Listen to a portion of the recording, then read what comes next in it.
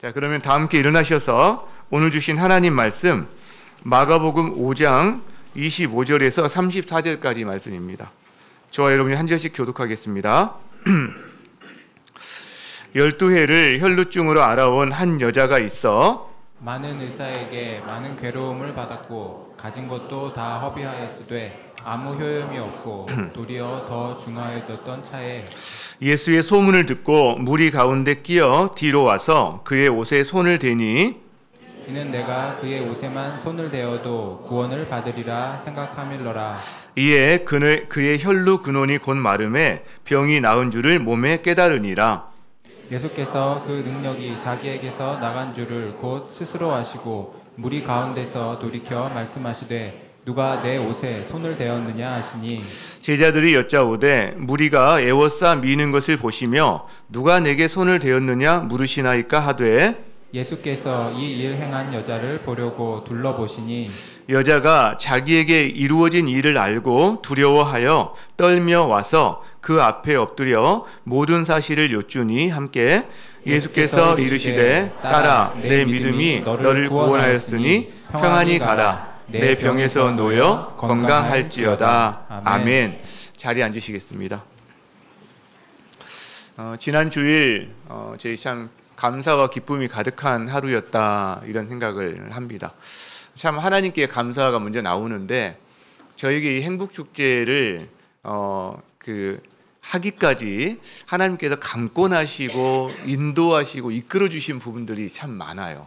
톱니바퀴처럼. 그런 걸 생각하면 올해에도 그런 걸 참 많이 경험하게 되었는데 참 감사가 나오고 그날 비 예보가 있었어요, 사실은. 근데 이제 기도하게 되더라고요. 비가 오면 좀 곤란한 부분이 생기니까. 근데 다 마치고 나서 이게 비가 오는 걸 보면서 그것도 하나님께 하나의 감사 제목이 되었던 것 같습니다. 또 우리 성도들께 참 감사한 마음이 있는데 여러 영역에서 많이 잘 섬겨주셨습니다. 간증, 커피, 버스킹, 안내. 근데 성도분들 얼굴이 밝아요. 그러니까 교회에 오시는 분들이 처음 나오신 분이 참 많았잖아요. 밝은 성도들 얼굴이 오히려 가장 큰 도전이 되지 않았을까. 이제 저는 그런 생각이 들더라고요. 그래서 여러분 다시 한번 옆 사람 보면서 얼굴 한번 이렇게 딱 미소를 한번 지어보는 것 저희 참 중요하다. 이 시간에 표정이 굳으신 분들은 좀 푸셔도 좋겠다 이런 생각을 하는데 이번에 가장 감사했던 게 뭐냐면 저 개인적으로는 VIP 작정을 성도분들의 80% 정도가 작정을 해주셨어요. 그러니까 거의 다 해주신 거죠. 그래서 그분들이 한 사람을 품고 그 이름을 하나님 앞에 올려드린 거잖아요. 근데 이게 정말 소중하다는 생각이 들어요. 누가 자신의 이름을 하나님 앞에 가지고 나아가서 하나님, 이 사람 하나님 참 예뻐해 주세요. 또 불쌍히 여겨주세요. 그 자체가 의미가 있지 않을까? 이것이 우리가 행축을 하는 가장 큰 이유 중에 하나가 아닐까 이런 생각을 했습니다. 그렇게 해주신 분들 참 감사드리고요. 그래서 이제 모시고 오신 분도 계시고 또 모시지 못한 분도 계시고 다양할 텐데 어떻게 하든 저희가 계속적으로 사랑으로 진심으로 이렇게 관계성을 맺고 대하는 일들을 좀 했으면 좋겠다. 우리가 아기 낳아놓고 야 내가 너 10달 동안 배 아파서 정말 고생 많이 했거든. 낳는데 죽을 뻔했어. 그러니까 이제 네가 알아서 커. 이런 사람 없잖아요. 어떻게든 돕지. 우리가 그래서 이렇게 잘 돕고 이 일을 감당했으면 좋겠는데 가능하다면요. 상황이 다 다르겠지만 혹시 책 나눔이 가능하신 분이라면 풍성한 삶으로의 초대라는 책 있잖아요. 우리 성도분들 많이 그 책을 거의 다 하셨을 텐데 그거를 좀 이렇게 나눌 수 있도록 하면 좋지 않을까? 그리고 또 혹시 가능하다면 여러분의 목장으로 초대해서 여러분이 살아가는 모습들 함께 교제하고 이렇게 삶을 나누는 모습들을 좀 공유할 수 있으면 그게 가장 좋은 방법 같다라는 생각들을 하게 됩니다. 여러분께서 그렇게 해주실 때 정말 기쁨으로 거두는 그런 일들을 하나님께서 허락하실 거다 이렇게 생각하게 됩니다. 이제 오늘 읽은 성경 본문으로 돌아가서 자 여기에 혈루증 앓는 여인에 대한 이야기가 나옵니다. 그 여인이 어떤 상태인지 한번 25절, 26절 말씀 한번 다시 한번 읽어보겠습니다. 시작. 12해를 혈루증으로 알아온 한 여자가 있어 많은 의사에게 많은 괴로움을 받았고 가진 것도 다 허비하였으되 아무 효험이 없고 도리어 더 중하여졌던 차에 여러분 혈루병 앓는 한 여인의 이야기인데 이 여인은 어떤 상태일까요? 이게 혈루증은 만성적인 출혈이 하혈이 있는 병입니다. 그렇기 때문에 계속 출혈을 하기 때문에 빈혈이 옵니다. 그것도 악성 빈혈이 옵니다. 그래서 악성 빈혈이 온다는 것은 이 여인이 늘 이렇게 무기력하고 힘든 삶을 살고요. 머리카락이라든가 손발톱도 자주 빠지는 일도 경험하고 임신은 불가능한 상태가 될 겁니다. 실제로. 근데 이 병이 되게 여성들의 생리와 함께 시작되는 경우가 좀 많기 때문에 아마도 이 여인이 그런 시점에 만약 이 병을 걸렸다면 가장 꽃답고 아름다운 나이에 이 병에 걸려서 지금 12년의 시간을 그렇게 고통 받으면서 여기까지 오게 된 거죠. 여러분, 자기 인생이 달린 문제잖아요. 그렇기 때문에 가족들도 힘을 합쳐서 정말 이거 치유하려고 노력을 많이 했을 거예요.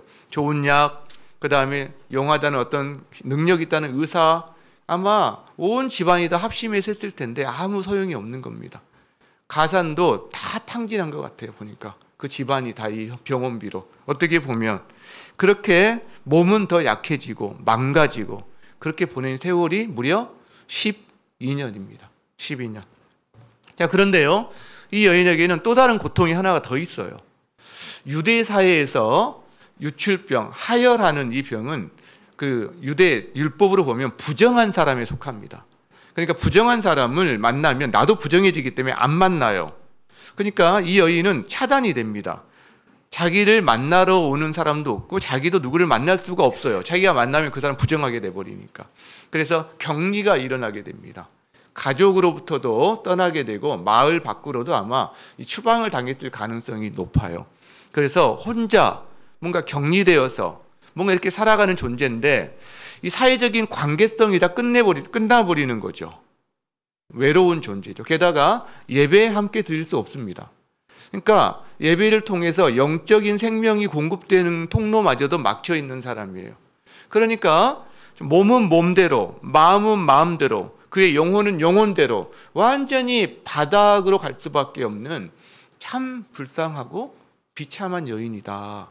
소망이 보이지 않는 사람이다 라는 것을 우리가 알게 됩니다. 여러분, 이 여인이 정말 힘들었을 거예요. 내 미래는 어떻게 되지? 이런 생각할 때마다 내 이 몸이 과연 나을 수 있을까? 내가 평생 이렇게 살아야 되나? 아마 정말 극단적인 어떤 생각도 많이 하지 않았을까? 저는 이런 생각을 해봅니다. 그러던 어느 날 이 여인이 한 소문을 듣게 됩니다. 자기 동네 근처로 예수님이 지나가신다는 거죠. 근데 그분은 수많은 불치병자들을 고치셨다는 거예요. 수많은 기적을 행하셨다는 분인 것을 이 여인이 듣게 됩니다. 그래서 혹시 나도 그러면 그분을 만나면 내 병도 고침을 받을 수 있지 않을까라는 기대감을 갖게 돼요. 그래서 그 소문을 듣고 계속 마음에 기대감이 생기니까 이제 자기 몸을 온갖 걸로 다 이렇게 사람들이 자기를 만나면 안 되니까 가리우고 예수님이 지나가신다는 골목 어떤 한 어귀에서 주님 일행을 기다립니다. 그런데 이제 예수님이 여러 사람들과 수많은 무리들과 함께 그 길을 지나가시는데 이 여인이 선뜻 나가지를 못해요. 나갈까? 아니야. 지금 안 나가면 안 돼. 그러나 용기가 없어요. 왜 그럴까요? 이 여인은 부정한 여인이기 때문에 유대 율법으로 지금 그 나갔다가는 봉변을 당하기 십상입니다. 심지어는 돌에 맞을 수 있는 상황이거든요. 그러니까 못 나가는 거예요. 그리고 그 예수님 앞에까지 나갈 수 있을까조차도 어렵지만 두려움이지만 예수님이라는 분 앞에 갔을 때 그분의 걸음을 멈추게 했을 때 과연 그분이 나를 받아줄까? 나를 치유해 주실까? 확신이 없는 거죠. 두려운 거죠. 이제 예수님과 그 일행이 거의 지나갈 때쯤 됐을 때 이 여인한테 근데 용기가 갑자기 생깁니다. 왜? 한 생각이 떠오른 거예요. 유대 사회에 이런 말이 있습니다. 거룩한 사람의 옷이나 물건에 손을 대면 병이 나을 수 있다. 이게 떠오르면서 그래, 내가 예수님의 길을 막고 그분의 앞에서 내가 나를 드러내면서 고쳐달라고는 할 수 없지만 내가 혹시 무리 틈에 끼어서 들어가서 그분의 옷자락을 만진다면 혹시 나을 수 있을지 몰라. 이 생각을 하는 거예요. 그러면서 그때 용기를 얻어서 허약한 몸을 이끌고 어떻게든 그 무리를 따라가면서 예수님 뒤까지 이르러요. 그리고 예수님의 이 옷자락, 옛날 우리 도포자락 같은 거 길게 이렇게 하는 게 있잖아요. 어째 술이 있거든요. 이 술을 붙잡습니다. 그 순간 어떻게 됐죠? 자기 몸속에서 어떤 일이 벌어졌다는 걸 알게 돼요. 자기 몸속에서. 자, 마가복음 5장 29절 보면 이렇게 나옵니다. 이에 그의 혈루 근원이 곧 마름에 병이 나은 줄을 몸에 깨달으니라. 갑자기 12년 동안 괴롭혀왔던 통증이 사라지는 거예요. 자기 몸에 갑자기 뭔가 변화가 일어나는 것이 느껴지는 거예요. 무려 12년 동안 자기 삶을 파괴하고 힘들게 했던 그 통증에서 놓이는 순간, 아, 내 몸에 뭔가가 변화가 일어났구나라는 걸 이 여인이 느낀 겁니다. 너무 깜짝 놀래죠. 그 자리에서 꼼짝하지 못하고 아마 서 있었을 거예요. 그 자리에. 여러분, 우리가 하나님의 능력을 체험했던 사람들은 되게 가만히 그냥 있었던 사람들이 아닌 것 같아요.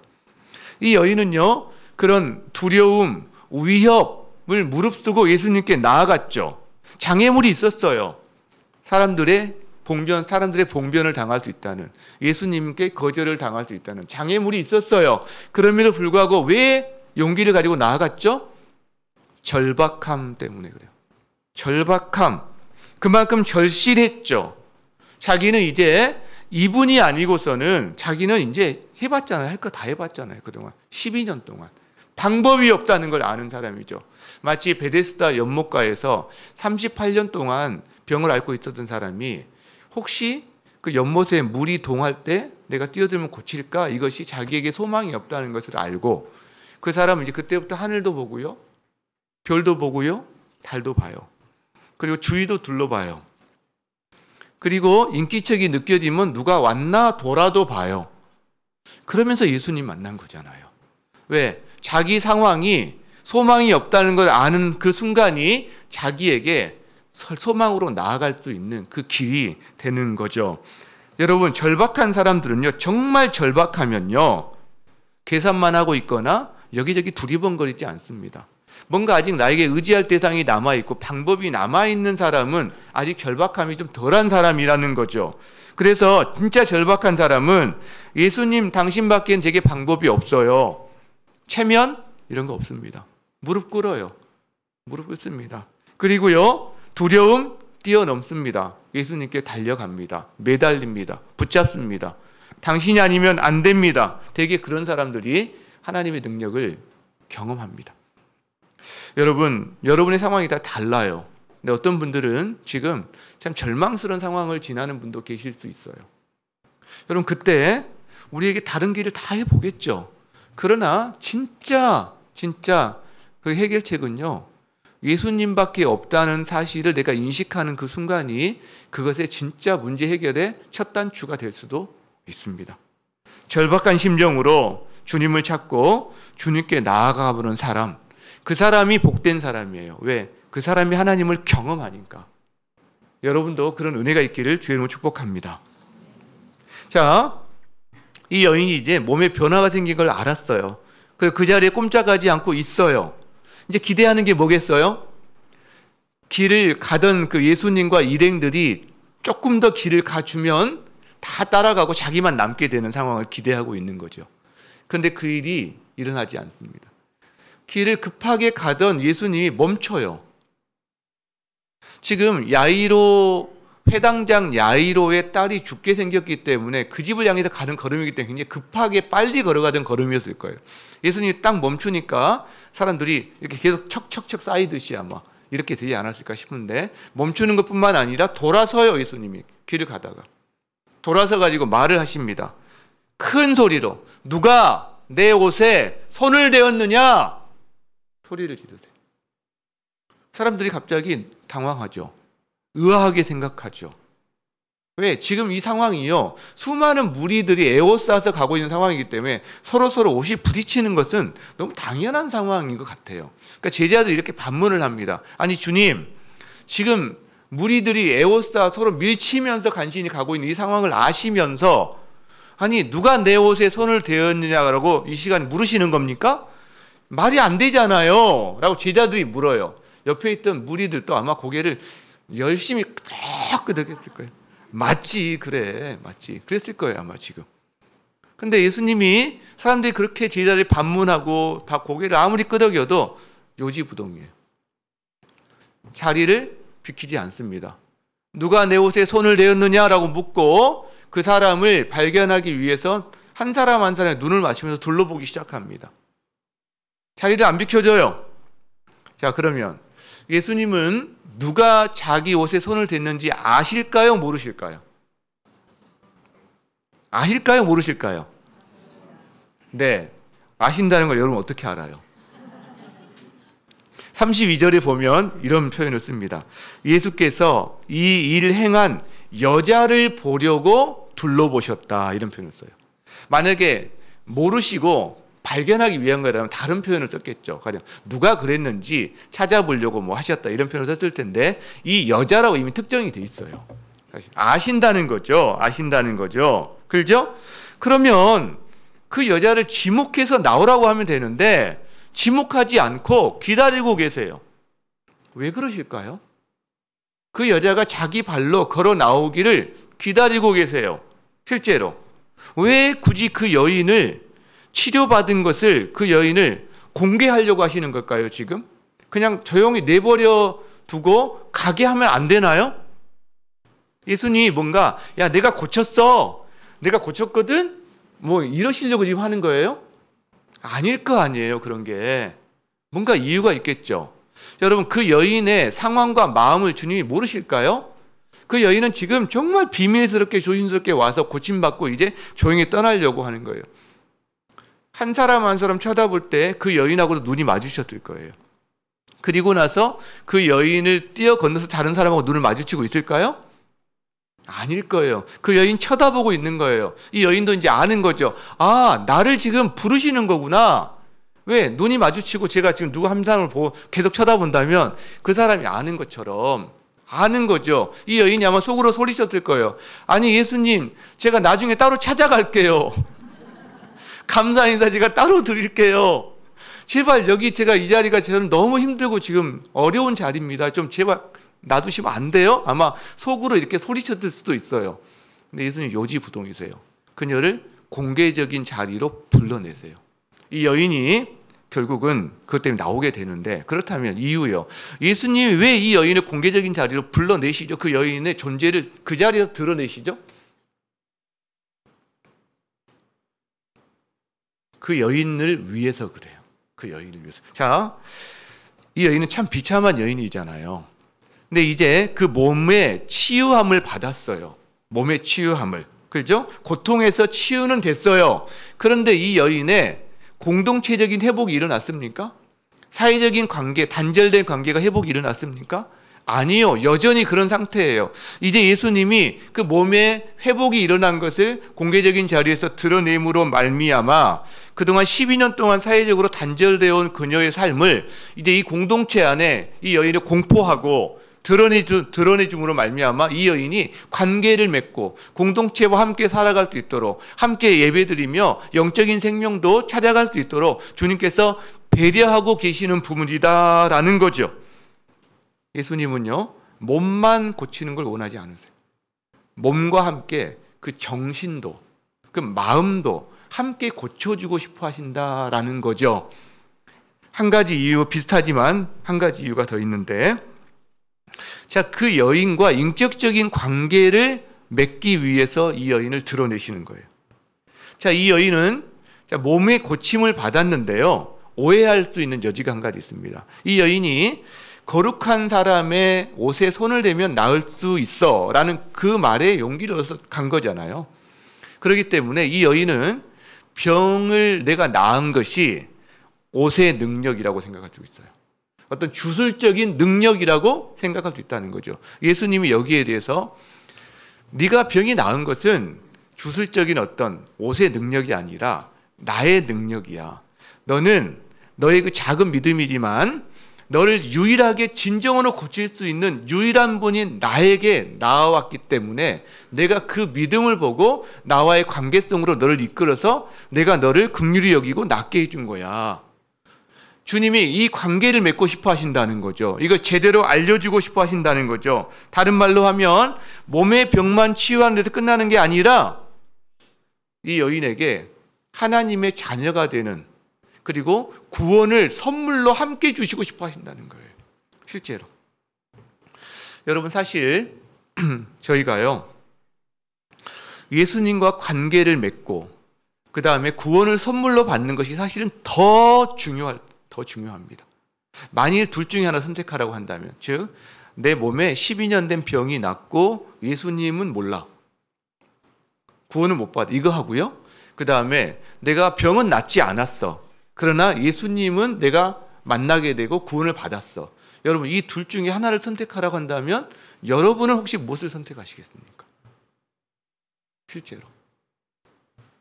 여러분, 우리가 병고침 중요합니다. 주님도 우리를 불쌍히 여겨요. 왜? 깨진 세상에서 여러 가지 죄의 모습으로 깨진 모습이 나타나는 게 병이고 슬픔이고 아픔이고 여러 가지 관계의 어려움이고 이렇게 나타나는 거잖아요. 그걸 위해서 오셨으니까. 주님께서 분명히 우리를 고쳐주기 원하시는 건 맞죠. 그런데요, 여러분, 12년 된 이 병자를 고쳤습니다. 나중에 다시 병 안 걸릴까요? 나사로, 죽은 나사로를 살렸습니다. 나사로가 다시 안 죽을까요? 이 세상에 한정된 거라는 거죠. 일시적인 것들이고. 여러분, 그래서 우리는 병고침보다 더 중요한 게 병고침에 대한 은혜 구해야 됩니다. 당연히 중요합니다. 그러나 병고침에서만 끝나는 것은 아쉬운 겁니다. 병고침을 통해서 진짜 병고침의 원인이 되시는 주님을 만나는 데까지 가야 된다는 거죠. 예수 믿는 분들은 오히려 병고침과 함께 그 예수님께 더 가까워져야 된다는 거죠. 만약 예수님을 모르시는 분이라면 병고치든 어떤 기적적인 사건을 통해서 이것도 누리지만 이걸 통해서 그 근원 되시는 하나님께 나아가고 하나님을 만나는 통로가 되어야 이게 진짜 의미가 있다라는 거죠. 예수님이 지금 그 일을 하시고 계시다는 거예요. 우리 성도님들도 병의 치유, 문제의 해결을 위한 기도 제목들이 있습니다. 여러분, 그것이 이 헬루병 여인처럼 여러분의 삶 가운데서 그 절박함으로 주님 앞에 나아갔을 때 주님께서 그것을 이루어 주시기를 축복해요. 정말 그게 필요하잖아요. 우리 어르신들, 또 병으로 지금 고생하시는 분들, 우리가 함께 중보 기도하는 이유가 그거 아닙니까? 필요해요. 동시에 우리가 놓치지 말아야 될 관점, 그걸 통해서 주님께 가까이 가는 것, 주님을 경험하는 것, 그래서 그 영혼까지 함께 힘을 얻고 살아나는 것, 이것이 함께 이루어지기를, 여러분 삶에 가득하기를 주의 이름으로 축복합니다. 자, 결국 예수님이 버티고 서 계시니까 그 여인이 자기라는 걸 알고 예수님께 나아옵니다. 두렵고 떨림으로.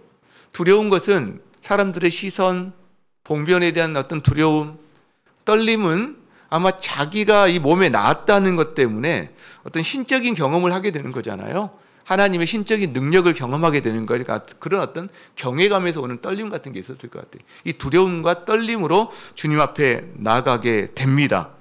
자, 모든 사람들의 시선이 예수님과 이 여인에게 쏠립니다. 이제 예수님이 과연 이 여인에게 무슨 말씀을 하실까? 사람들이 귀를 쫑긋 눈을 거기에다 고정하고 지금 쳐다보고 있어요. 뭐 수십 명일지 수백 명일지 모르겠지만, 여러분, 예수님이 이 여인에게 뭐라고 하실까요? 이 여인을 어떻게 대하실까요? 부정한 여인이 네가 왜 나와서 나 이렇게 귀찮게 해, 뭐 이렇게 하시려고 이 여인을 세운 건 아닐 거 아니에요. 예수님이 말씀을 하십니다. 34절에 그 내용이 나옵니다. 우리 같이 한번 읽어볼까요? 시작. 예수께서 이르시되 딸아, 내 믿음이 너를 구원하였으니 평안히 가라. 내 병에서 놓여 건강할지어다. 네 마디로 이루어져 있거든요. 딸아 불러요. 내 믿음이 너를 구원하였다. 평안히 가라. 내 병에서 놓여 건강할지어다. 자, 이게 무슨 의미일까? 한마디 한마디씩 우리가 좀 간단하게 살펴보기를 원합니다. 먼저 딸아 이렇게 불러요. 딸아. 여러분 이 호칭은요, 아버지가 정말 딸을 사랑스럽게 부를 때 부르는 호칭입니다. 실제로 여기 남편들, 아빠들 되게 딸 바보잖아요. 자기 딸 부를 때 내 딸, 뭐 어떤 이런 느낌이겠죠. 저도 뭐 그렇게 부를 때가 있으니까. 자, 근데 이 여인은요, 자기 혈루병이 생기기 전에 어릴 적에는 이 아버지의 이 부르심을 받고 자랐습니다. 그런데 혈루증이 생기고 그 다음에 병을 고치기 시작하면서 가산이 다 탕진되고 어느 순간 격리가 일어나면서 가족들과 헤어져 지내게 되고 완전히 떨어지게 되는 어느 순간부터 이 여인은 아버지로부터 이 호칭을 들어본 적이 없습니다. 그 누구에게서도 이 호칭을 들어본 적이 없습니다. 그 호칭을 지금 예수님이 이 여인에게 사용하고 있는 겁니다. 여러분, 이 딸아 이 단어가요, 이 같은 본문 안에 바로 앞부분에 나오는데 어떤 상황에서 나오냐면 이게 재밌더라고요. 제가 성경을 보다 보니까. 회당장이라는 사람이 있어요. 회당장 야이로라는 사람이 있습니다. 지금으로 보면 한 지역사회의 가장 유지 같은 이런 사람입니다. 그 사람이 젊은 납비인 예수님 앞에 무릎을 꿇어요. 그리고 간구합니다. 왜 뭐라고 간구하느냐? 그 내용이 23절에 나옵니다. 한번 볼까요? 내 어린 딸이 죽게 되었사오니 오셔서 그 위에 손을 얹으사 그로 구원을 받아 살게 해주십시오. 자기 딸이 죽게 생긴 거예요. 자, 딸의 죽음 앞에서 아버지가 체면치레하지 않습니다. 자기 딸, 사랑하는 딸을 살리기 위해서 예수님 앞에 무릎을 꿇어요. 그리고 내 사랑하는 딸, 내 어린 딸이 죽게 되었습니다 라고 말을 해요. 이 야이로의 딸에게는 자기를 사랑하는 아빠가 있어요. 딸이라고 불러주는. 근데 이 혈루증 여인에게는요, 아무도 자기를 위해서 무릎을 꿇거나 구해주는 사람이 없어요. 딸아 불러주는 아빠가 없어요. 이 시간 예수님이 영적인 아버지가 되어주시는 겁니다. 딸아, 내가 너의 아버지다. 내가 너의 영적인 아버지다. 아버지가 되어주시는 거죠. 아버지가. 여러분, 이거는 확신할 수 있는 해석은 아니지만 유대사의 관습에요, 그 우리나라 도포자락 같이 술이 이렇게 있는데 옷에 술을 만질 수 있는 사람은 가족입니다. 가족만이 만질 수 있다고 해요. 그런 어떤 관습이 제가 이렇게 듣게 되었는데, 만약 그렇다면 이 여인은요, 자기 가족이 아닌 상태에서 다른 남자의 옷술을 만진 겁니다. 그거는 우리 표현을 한다면 외간 남자의 옷을 만진 셈이 되는 거예요. 수치가 되고 이것이 또 이 여인에게 수치이면서 또한 사람들에게 좀 격리당할 수 있는 요소가 되는 거죠. 그 부분에 대해서 예수님이 딸아라고 불러주는 순간 가족이 됩니다. 가족이 되는, 그러니까 이 여인이 예수님의 옷술을 만진 것이 수치가 되지 않게 되는 거죠. 그러니까 이 여인을 어떻게 보면 보호도 해주면서 가족으로서 받아주면서, 그리고 야이로가 자기 딸을 위해서 간구했듯이 어떻게 보면 예수님이 영적인 아버지가 되어서 딸아라고 불러주시면서 그 딸을 뭔가 위해 주시는 장면이 나오는 장면이 바로 이거라는 거죠. 딸아라는 소리에 여인이 고개를 들고 예수님을 쳐다봅니다. 거기에는 한 분이 서 있어요. 그런데 이분은 자신의 12년 동안의 모든 고통과 신음을 다 이해하시고 그것을 이미 경험하셨을 법한 그분이 서 있는 거죠. 딸아 소리를 들으면서 그분을 쳐다보는 순간 자기 안에 지난 12년 동안 쌓여져 왔던 수많은 서러움, 외로움, 아픔, 이 모든 것이 서서히 눈 녹듯이 녹아지는 것을 이분 경험하기 시작합니다. 마음에 힘이 생기는 거죠. 잿빛 인생이었는데 이제 칼라가 조금씩 입혀지는 거죠. 어떻게 보면 죽음 같은 인생이었는데 생명력으로 뭔가 숨을 쉬기 시작하는 그 순간이 시작된 겁니다. 몸만 고쳐졌는데 이제 그 마음과 정신이 뭔가 힘을 얻기 시작하는 장면이 바로 이 장면이다라는 거죠. 그렇게 말씀하신 후에 예수님이 이어서 말합니다. 내 믿음이 너를 구원하였다. 이 구원이란 단어를 치료로 바꿔 쓸 수 있습니다. 내 믿음이 너를 치료한 거야 라고 말합니다. 여러분, 여인의 믿음이 어떠한 믿음인가요? 이 여인이 자기 믿음이 얼마나 보잘것없는지 자기가 알아요. 얼마나 기복적인 믿음인지 자기가 소문을 듣고 예수님에 대해서 아는 것뿐이거든요. 그리고 그 옷에 손을 대면 내가 나을 거야 확신도 한 것도 아니에요. 확신할 수 있습니까? 확신한 거 아닙니다. 내가 나을지도 몰라. 여러분, 이 작은 믿음이거든요. 근데 주님이 이것을 칭찬하세요. 귀하게 여겨주세요. 이 여인이 지난 12년 동안 칭찬 한번 받아봤을까요? 아닐 겁니다. 아마 비난, 책망 이것에 너무나 익숙해져 있을 겁니다. 그래서 계속 움츠러들고 사람을 쳐다보지도 못한 인생이었을 거예요. 근데 예수님이 칭찬해 주세요. 그 믿음을. 왜 칭찬하시는 거죠? 이 여인의 믿음은 진짜 작은 믿음입니다. 보잘것없어요. 초라해요. 기복적이에요. 그러나 방향이 맞아요. 여러분, 진짜 믿음을 줄 수 없는 대상에게 큰 믿음 갖고 있어봤자 아무 일 안 일어납니다.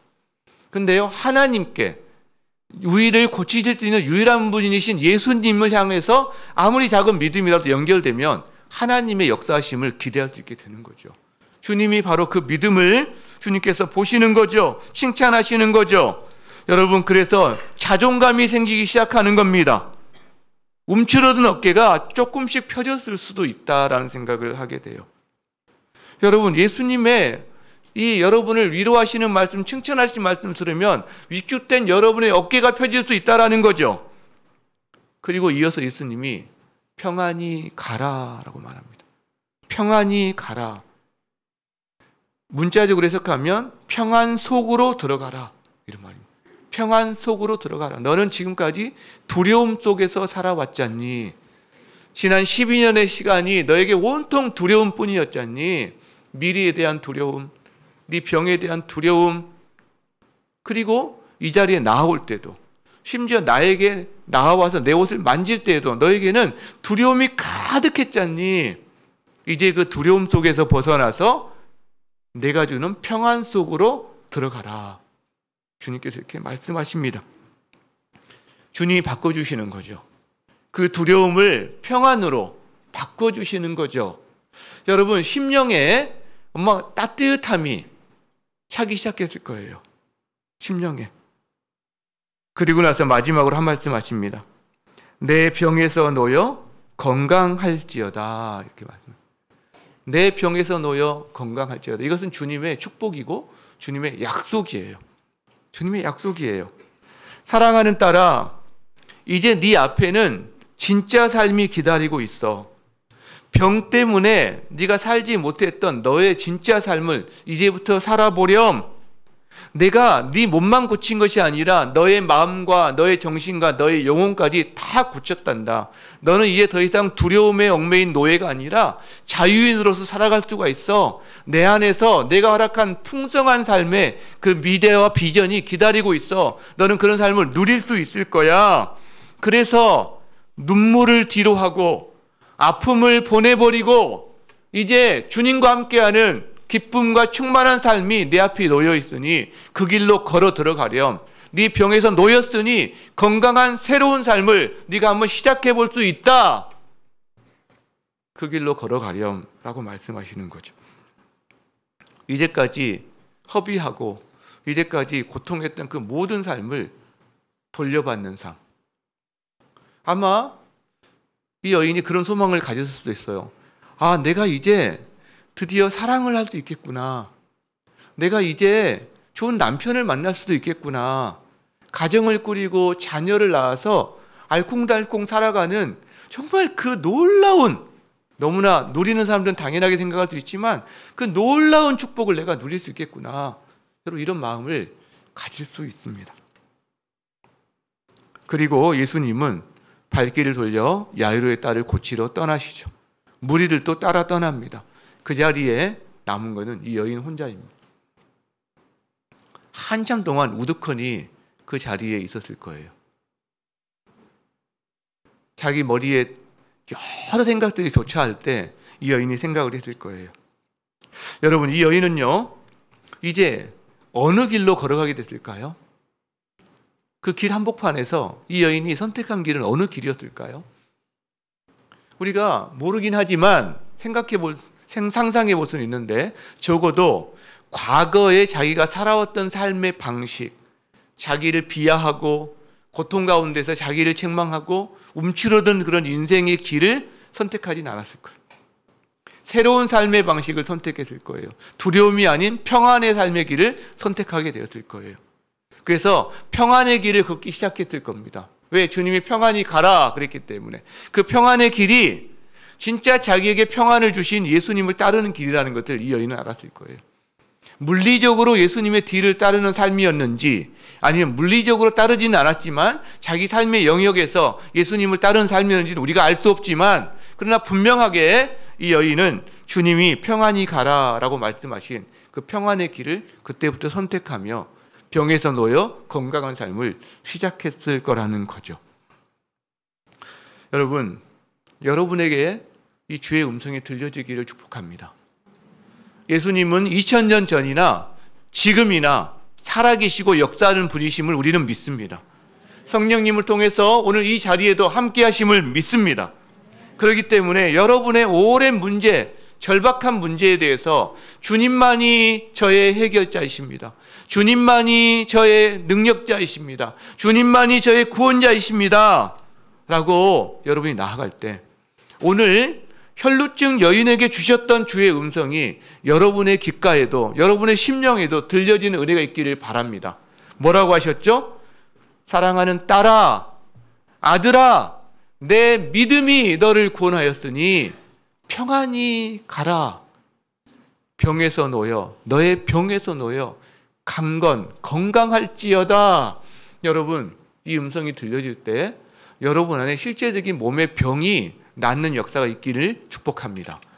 여러분의 심령의 공고함과 삶의 공고함이 해결되고, 여러분의 가정에 오랫동안 묵혀져 왔던 그런 문제들이 드디어 열리게 되는 그 첫걸음이 되기를 주임으로 축복합니다. 오늘 우리 찬양하면서 함께 기도했으면 좋겠습니다.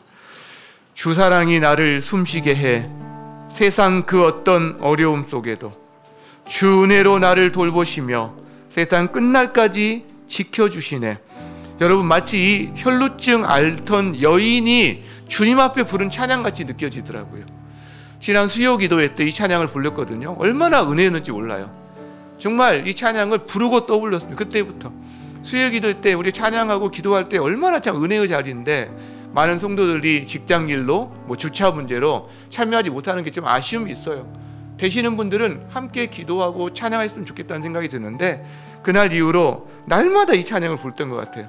수요 기도의 이후로 마음에 남아가지고, 여러분, 우리 찬양하면서 여러분이 혈루증 여인의 그 마음이 되어서 주 앞에 이 고백으로 나갔으면 좋겠습니다. 그리고 혈루증 여인이 받고 누렸던 하나님을 경험하는 것이 오늘 이 시간부터 여러분의 삶 가운데 또 일어나기를 주의 이름으로 축복합니다.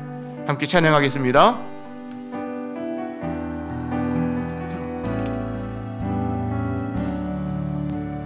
주 사랑이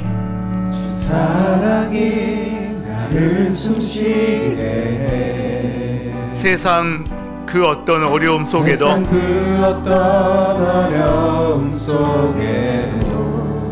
주 은혜로 나를 돌보시며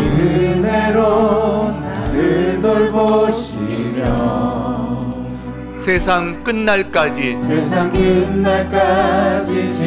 지켜주시네. 주 사랑이 나를 이끄시네.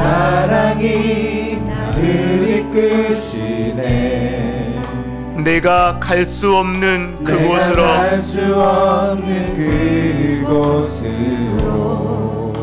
주의 사랑 나를 붙드시며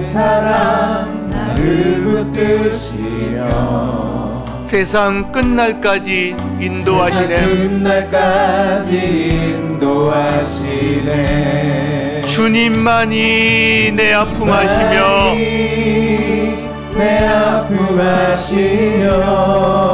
주님만이 내 맘 어루만지네. 어느 누구도 나를 향하신 주님의 사랑을 끊을 수 없네. 주님의 사랑을 끊을 수 없네. 주님만이 내 능력이시며 주님만이 내 능력이시며 주님만이 나의 구원이시네. 주님만이 나의 구원이시네. 어느 누구도 나를 향하신 주님의 사랑을 끊을 수 없네. 주님의 사랑을 끊을 수 없네. 주님만이 내 아픔 아시며 주님만이 내 아픔 아시며 주님만이 내 맘 어루만지네. 어느 누구도 나를 향하신 주님의 사랑을 끊을 수 없네. 주님만이 내 능력이시며 주님만이 나의 구원이시네. 어느 누구도 나를 향하신 주님의 사랑을 끊을 수 없네. 오늘 아침이에요. 일부 예배 때 있었던 일이에요. 오늘 이 본문을 사실은 중간에 이제 바꿨어요. 다른 본문을 준비하다가 계속 하나님 마음을 주셔서 이거 내년에 쓰려고 아껴뒀던 본문인데 바꿨어요. 그리고 이제 준비하고 있는데 준비했죠. 오늘 아침에 암 3기로 또 투병하시다가 또 교회에서 좀 멀어지셨고 그런 분이 우리 성도분의 강력한 권유로 이 아침에 같이 오셨어요. 근데 마치 그분 한 사람을 위해서 맞춤 설교하는 듯한 느낌을 갖는 거예요. 그분이 자기를 위해서 준비했냐고 물어보시더라고요. 제가 그분을 위해서 준비했겠어요? 아니죠. 하나님이 하신 거죠. 하나님이 하신 거죠. 제가 그런 생각이 들었어요. 아, 하나님이 이렇게 지금 혈루증 여인처럼 만지시고자 하는 분들이 있구나. 여러분, 우리 찬양팀이 후렴구를 부를 때 여러분요, 여러분의 몸이 아픈 분, 마음이 아픈 분, 하나님 앞에 간절한 기도 제목이 있는 분들 가슴에 손을 얹고 하나님 앞에 부르짖는 기도를 했으면 좋겠어요. 이 여인처럼 주님만이 저의 구원자이십니다. 주님만이 해결자이십니다. 이 시간 성령님을 통하여 저를 만져주시고 회복시켜주시고 치유해주시고 저를 일으켜주시기를 원합니다. 주님만이 저의 유일한 해답이십니다. 우리 한번 찬양 들으면서 함께 기도로 나가겠습니다. 주여 외치고 기도합니다. 주여.